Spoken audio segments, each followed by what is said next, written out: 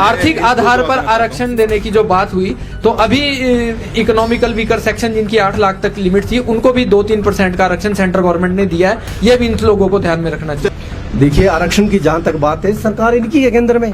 इन्होंने वादा, बड़े बड़े वादे इन्होंने किए थे, ये करें ना शुरुआत कोई। अच्छा चलिए, कोई शुरुआत। ये तो रातों रात में कोई कानून, हर संविधान के हर पहलू को बदल देते हैं कई बार, तो इसमें भी करेंगे कि हमारा जो संविधान जो बनाया है भीमराव अम्बेडकर जी ने, जब इन्होंने उन्हीं का ही पुतला फूंक डाला है। किसने?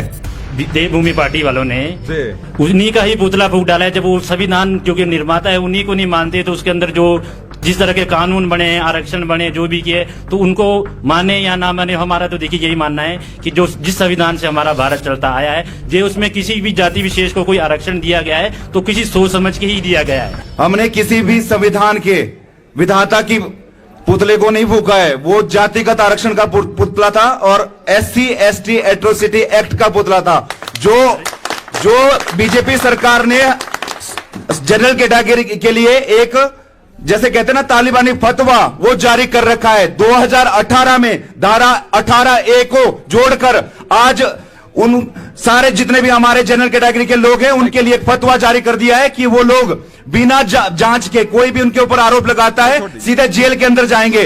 और 2.5 लाख रुपया ये गवर्नमेंट है उनको दे रही है। बीजेपी के प्रवक्ता जी से प्रश्न पूछना चाहता हूँ जी, बेरोजगारी के ऊपर जी।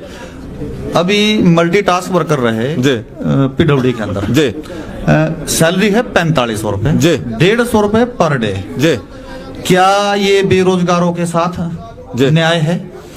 दूसरी जी, अभी यहाँ पे 8 पोस्टें भरी गई पटवार सर्कलों के अंदर जी, जिसमें की जो मेरी नॉलेज में है, चलिए 8 पोस्टें, जिसमें की 5 लोग मंडी से रहे जी, 1 घुमारवी से जी, 1 शिमला से और 1 अर्की से जी।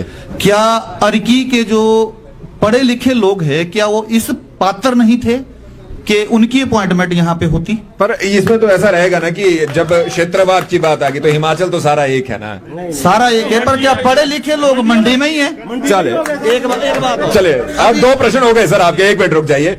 क्या भाई मंडी वालों को ही नौकरी मिलेगी? मैं आपको एक इंटरेस्टिंग जानकारी देता हूं। जिस भर्तियों की ये बात कर रही है, ये फॉर्म 2017 में इनकी सरकार में भर दिए गए थे, कांग्रेस की सरकार। और ये आज ये तो भारतीय जनता पार्टी ने इनको यहाँ पर अब जाके कहीं उनका जो भी होगा वो नियुक्ति करके किया होगा, तो 2017 का बात है। अभी इनको जो बोलना है वो बोल रहे। मेरिट बेस्ड जॉब्स हैं, इसमें कोई क्या कर सकता है इसमें? चलिए ठीक है। दूसरा प्रश्न ये था कि मिनिमम वेजेस जो है वो, उस पर क्या कहना है आपका? मिनिमम वेजेस एक्ट है हमारे पास, जो मेरी जानकारी है उसके हिसाब से किसी व्यक्ति को महीने के 4500 रुपए मिनिमम वेजेस तो नहीं हो रही है, वो उस पर क्या स्टैंड है? और ऊपर से ये भी लिखाया जाता है कि आप पक्के नहीं होंगे या फिर कॉन्ट्रैक्ट पे नहीं आएंगे, इस तरह से भी वो डॉक्यूमेंटेशन होती है। बॉन्ड होता है, बॉन्ड तो नहीं कहेंगे, पर चलिए क्या करेंगे सर। जब बोलिए आप यहाँ पे सर, जो आप इसकी 4500 रुपए की बात कर रहे हैं, तो ये तो एक और माध्यम था रोजगार का। इसके अलावा मुख्यमंत्री जी ने मुख्यमंत्री स्वावलंबन योजना के तहत आप कोई छोटी गाड़ी खरीदते हैं, टिप्पर खरीदते हैं, कोई और अपना काम करना चाहते हैं, उसके तहत सब्सिडी दी। वो क्या स्वरोजगार के माध्यम से यहाँ रोजगार पैदा करने की बात? सरकारी नौकरी भूल जाए, स्वरोजगार पे आ जाए। नहीं, सरकारी नौकरी क्या रोजगार है?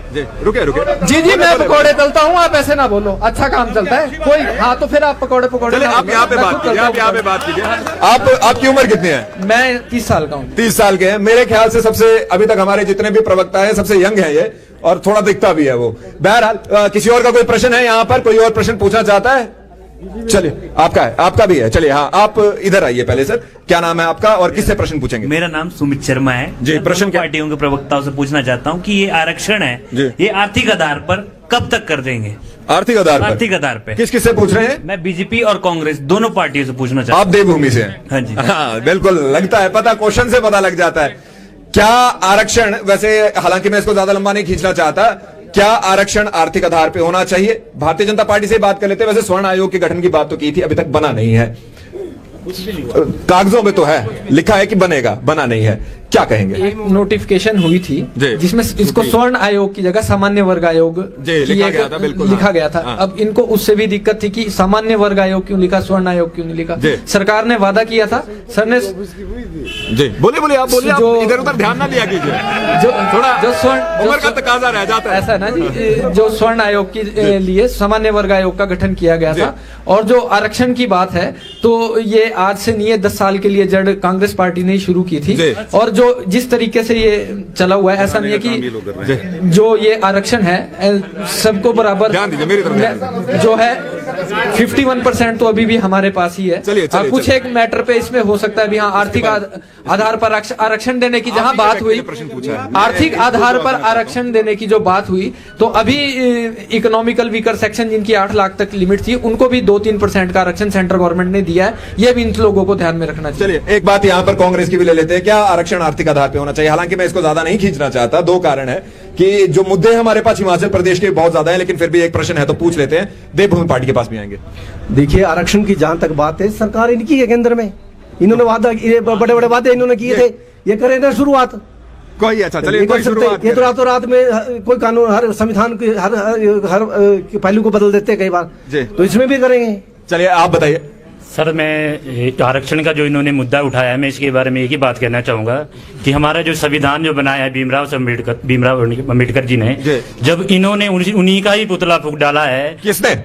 देवभूमि पार्टी वालों ने जी। उन्हीं का ही पुतला फूंक डाला है। जब वो संविधान जो कि निर्माता है उन्हीं को नहीं मानते, तो उसके अंदर जो जिस तरह के कानून बने, आरक्षण बने, जो भी किए, तो उनको माने या ना माने, हमारा तो देखिए यही मानना है कि जो जिस संविधान से हमारा भारत चलता आया है, जो उसमें किसी भी जाति विशेष को कोई आरक्षण दिया गया है तो किसी सोच समझ के ही दिया गया है। किसी 10 साल चलिए यहाँ पर आपका भी ले लेते हैं सर, वर्जन ले लेते हैं। आम आदमी के प्रवक्ता को मैं बताना चाहता हूं कि आप थोड़ा अपने मेमोरी को ठीक करिए। हमने किसी भी संविधान के विधाता की पुतले को नहीं फूका है, वो जातिगत आरक्षण का पुतला था और SC/ST एट्रोसिटी एक्ट का पुतला था, जो बीजेपी सरकार ने जनरल कैटेगरी के लिए एक, जैसे कहते हैं ना, तालिबानी फतवा वो जारी कर रखा है। 2018 में धारा 18A को जोड़कर आज उन सारे जितने भी हमारे जनरल कैटेगरी के लोग हैं उनके लिए एक फतवा जारी कर दिया है कि वो लोग बिना जांच के कोई भी उनके ऊपर आरोप लगाता है सीधे जेल के अंदर जाएंगे,